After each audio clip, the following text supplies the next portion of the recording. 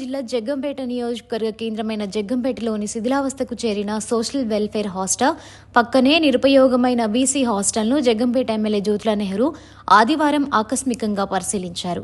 శిథిలావస్థలో ఉన్న హాస్టల్ భవనాన్ని చూసి ఎమ్మెల్యే వెంటనే ప్రత్యామ్నాయంగా జగ్గంపేట హైస్కూల్లో ఒక బ్లాక్ను ఈ హాస్టల్ విద్యార్థులకు కేటాయించి తొందరలోనే శిథిలావస్థకు చేరిన హాస్టల్ భవనాన్ని తొలగించి దాని స్థానంలో ప్రభుత్వంతో మాట్లాడి నూతన నిర్మాణాలు చేపడతామన్నారు. ఈ సందర్భంగా మీడియాతో మాట్లాడారు.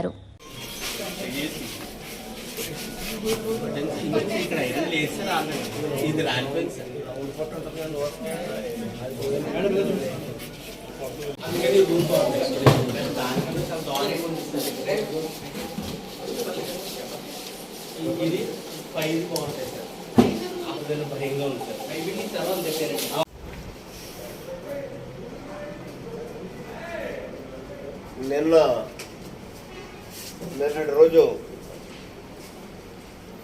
నేను శాసనసభ్యుడు అయినటువంటి సందర్భాన్ని పురస్కరించుకుని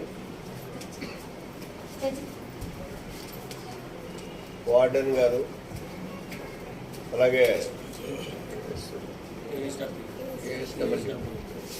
ఏహెచ్డబ్ల్యూ గారు డబ్ల్యూఓ గారు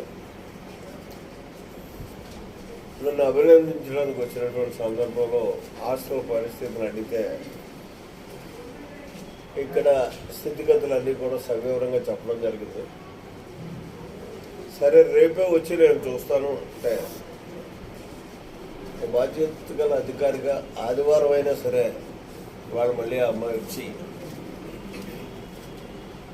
ఇవన్నిటినీ కూడా పరిశీలించడానికి అవకాశం కలిగినట్టు.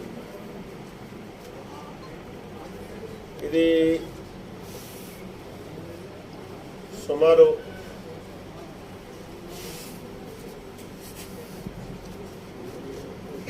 ఈ బిల్డింగ్ నిర్మాణం వచ్చి 40 సంవత్సరాలు అయినటువంటి పరిస్థితి. కోట సుబ్బారావు గారు శాసనసభ్యుడిగా ఉన్నప్పుడు ఈ బిల్డింగ్ నిర్మాణం చేశాం.